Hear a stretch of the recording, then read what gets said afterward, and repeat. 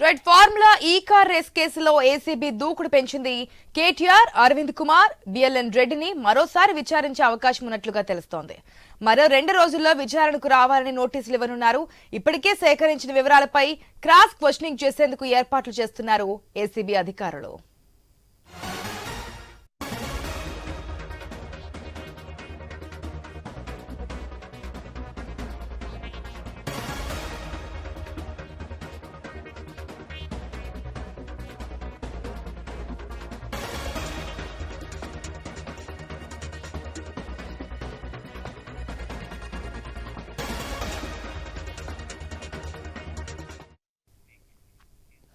Red formula ఈ car race కేసులో ACB దూకుడు పెంచింది. కేటీఆర్, అరవింద్ కుమార్, బిఎల్ఎన్ రెడ్డిని మరోసారి విచారించే అవకాశం ఉన్నట్లు తెలుస్తోంది. మరో 2 రోజుల్లో విచారణకు రావాలని నోటీసులు ఇవ్వనున్నారు. ఇప్పటికే సేకరించిన వివరాలపై క్రాస్ క్వశ్చనింగ్ చేసేందుకు ఏర్పాట్లు చేస్తున్నారు ఏసీబీ అధికారులు. రైట్, ఏసీబీ అధికారులు ఏ విధంగా విచారించబోతున్నారు, ముందుగా ఎవరికి నోటీసులు ఇవ్వబోతున్నారు, A1, A2, A3 ముగ్గురిని కూడా మొదటిసారి విచారణ అయితే జరిగింది. మరి రెండోసారి విచారణకు ఎప్పుడు పిలవబోతున్నారు, ఇవన్నీ కూడా తెలుసుకుందాం మా ప్రతినిధి రవిచంద్ర ద్వారా. Right, good morning Ravichandra. ఈ ఫార్ములా ఈ కార్ రేస్ కేసులో జరుగుతున్నటువంటి ట్విస్ట్లు, టర్న్స్ మనం చూస్తూనే ఉన్నాం, ప్రతిదీ మన వ్యూవర్స్కి చెప్తూనే ఉన్నాం. A1, A2, A3 ముగ్గురిని కూడా ఏసీబీ విచారించింది, ఈడీ కూడా విచారించింది. మనం మాట్లాడుకున్నప్పుడు కూడా ఏదైనా అరెస్ట్ చేసే ఛాన్సెస్ ఉన్నాయంటే ఇది విచారణ, వారి నుంచి వివరాలు మాత్రం సేకరించే ప్రయత్నం చేస్తున్నారన్నారు. ఏసీబీ మరొకసారి విచారించే ఛాన్సెస్ కనిపిస్తున్నాయని తెలుస్తోంది. ఎప్పుడు పిలిచే అవకాశం కనిపిస్తుంది, డీటెయిల్స్ ఏంటి?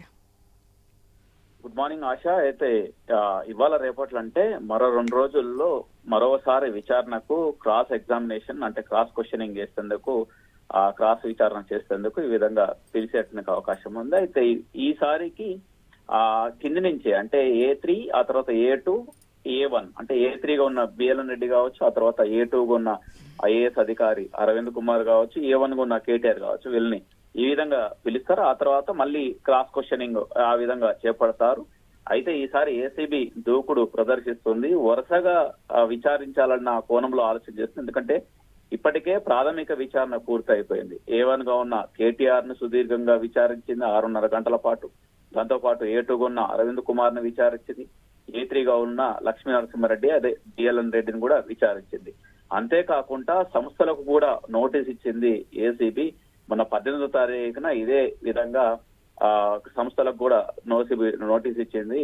ఏస్ నెక్స్ట్ జెన్ కు సంబంధించిన సంస్థకు నోటీసులు ఇచ్చింది. వాళ్ళు కూడా మధ్యాహ్న సమయంలో హాజరయ్యారు. 3 గంటల పాటు వాళ్ళని కూడా విచారించింది. ఆ కంపెనీకి సంబంధించిన ప్రతినిధులు కూడా అందులో వచ్చిన లావాదేవీలేంది, రేసు నిర్వహణకు సంబంధించి, దాంతో పాటు రేసు నుంచి తప్పుకోవడం, ఏస్ నెక్స్ట్ జెన్ కంపెనీ ఎందుకు తప్పుకుంది అన్న కోణంలో వారిని కూడా విచారణ చేపట్టారు. అయితే ఈ విధంగా మళ్ళీ సంస్థల్ని పిలుస్తుంది. దాంతో పాటు ఇందులో A1, A2, A3 ఉన్న ఈ ముగ్గురును కూడా పిలుస్తుందని చెప్పుకోవచ్చు. దీంతో పిలిచి వరుసగా ఈసారి ఎగ్జామినేషన్ చేసిన తర్వాత అంటే ఈసారి విచారణ చేపట్టిన తర్వాత ఆ తర్వాత ఆ సంస్థల మీద కూడా దాడులు చేసేటువంటి అవకాశం ఉంది. వ్యక్తులకు సంబంధించిన ఇళ్లలో కావచ్చు, వ్యక్తులకు సంబంధించి అంటే ఈసారి ఖచ్చితంగా వాళ్ళు డాక్యుమెంట్స్ తో రావాల్సి ఉంటుంది. మొన్న ప్రాథమికంగా విచారణ కొన్ని ఓవరాల్ గా అడిగారు, కొన్ని డాక్యుమెంట్స్ తీసుకొచ్చినట్టుగా డాక్యుమెంట్స్ ని చూశారని చెప్పుకోవచ్చు. కానీ రవిచంద్ర, విచారణ చేసినప్పుడు ఏదైతే నేను సహకరిస్తానని చెప్తున్నా కేటీఆర్ పదే చెప్తున్నారు. ఏసీబీ అడిగిన ప్రశ్నల వాళ్ళకి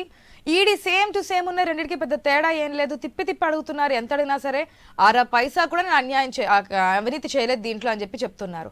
ముగ్గురిని కలిపి విచారణ చేసే అవకాశం ఉందా? ఇంకొకటి కూడా వినిపిస్తుంది, ఆల్రెడీ ప్రాథమిక విచారణ కంప్లీట్ అయింది కాబట్టి వారికి కావాల్సిన ఇన్ఫర్మేషన్ అంతా కూడా ఆల్రెడీ కోర్టులో ఉంది, ఇవన్నీ జరుగుతూ ఉన్నాయి.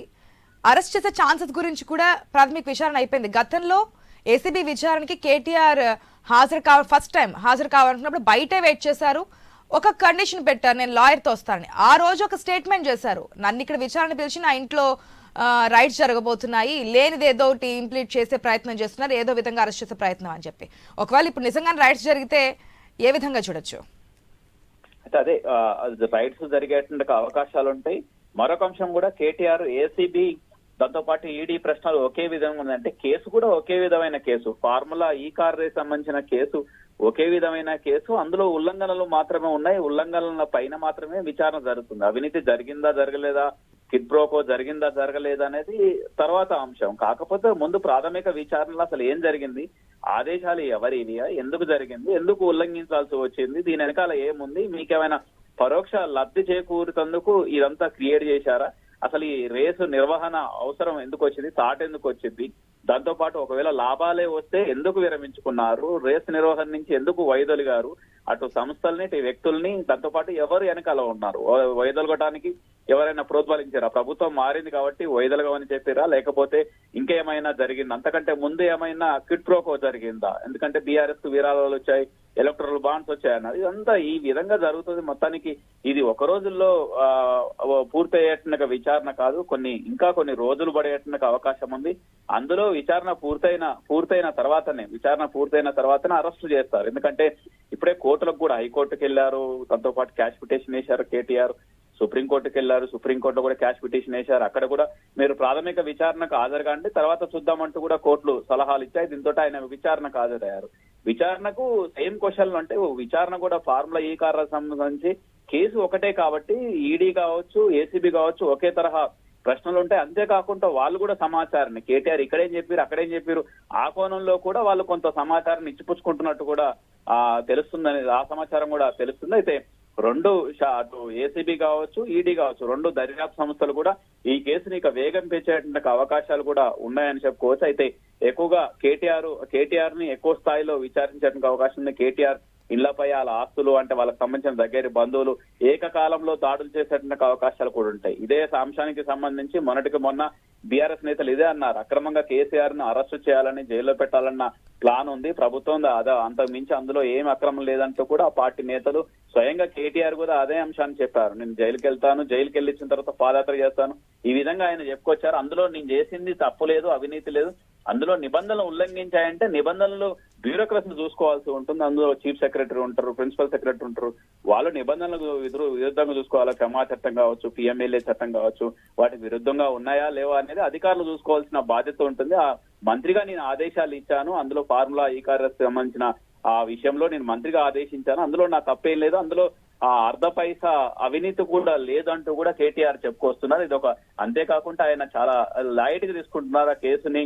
అదొక లొటపీస్ కేసు అంటూ అంత తక్కువ చేసే విధంగా చూపిస్తున్నారు. కాకపోతే ఇక్కడ గమనించాల్సిన అవసరం ఏంటంటే హైకోర్టు కావచ్చు, సుప్రీంకోర్టు కావచ్చు, కోర్టులు అనుమతి ఇవ్వడం, కోర్టులు లేకుంటే అందులో ఏదైనా జరగకుంటే గవర్నర్ అనుమతి కూడా తీసుకున్నారు. అంటే చాలా పక్కా ప్లాన్ తోటి ఈ దర్యాప్తు సంస్థలు ప్రభుత్వం వెళ్తుందని చెప్పుకోవచ్చు.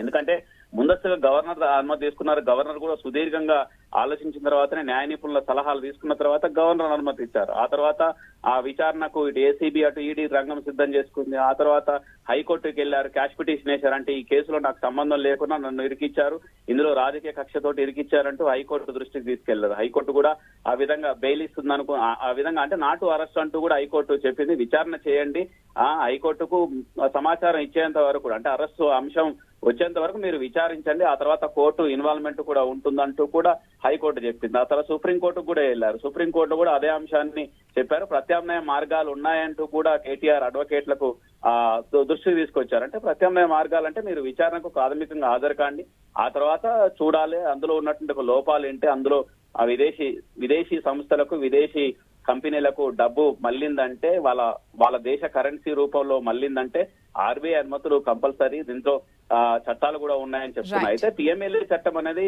మనీకి సంబంధించి, ఇందులో మనీ ఏముంది, ప్రభుత్వం అంత లీగల్ గా ఇచ్చింది, ప్రభుత్వ బ్యాంకుల నుంచి మళ్ళాయి, దీంతో ఎందులో అన్యాయం ఉంది, ఇందులో జరిగినటువంటి అవినీతి ఏందంటూ కూడా కేటీఆర్ తరఫు న్యాయవాదులు వాదిస్తూ వస్తున్నారు. చూడాలి, మాకు మరో 2 రోజుల్లో ఏసీబీ విచారణ కొనసాగుతుంది. A1, A2, A3తో పాటు సంస్థలు కూడా నోటీసులు ఇస్తాయి, వాళ్ళు హాజరయ్యేటువంటి అవకాశాలు ఉన్నాయి.